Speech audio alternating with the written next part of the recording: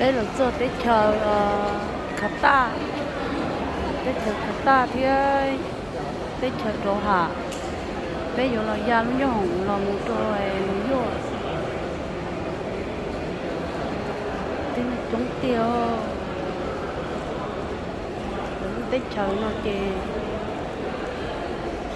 tin năng ví dụ rồi tin năng India tin năng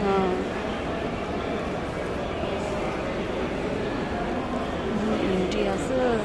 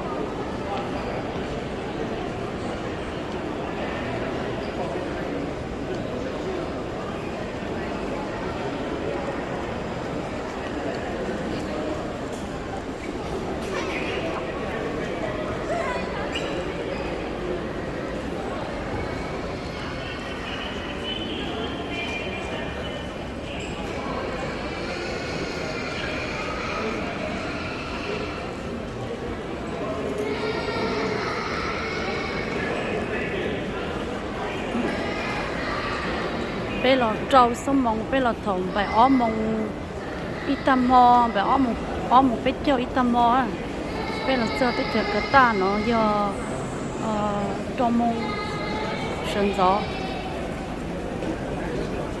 thì ít liệt phải phải mong thì phải có yam cho về nhiều rồi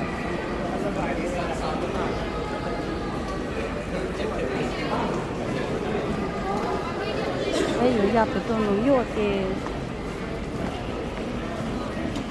bên mà nhà nó vô là cho nước lại nè ô đấy thì ô chết nhung tao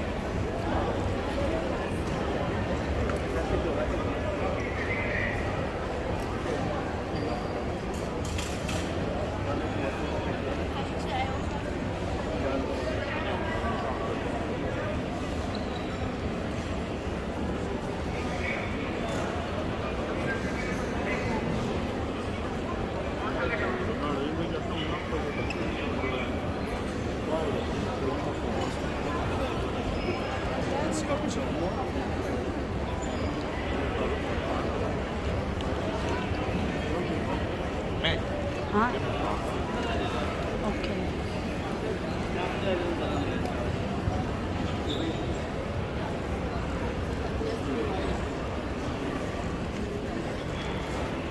빠기면 미네요.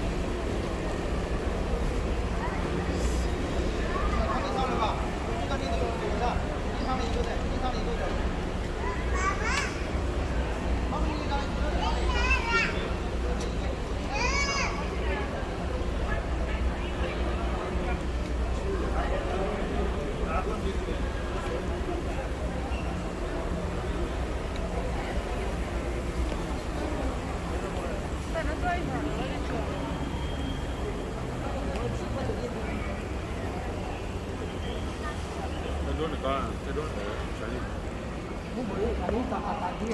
무서워라, 무서워라. No, 무서워라, 무서워. thấy cơ chưa?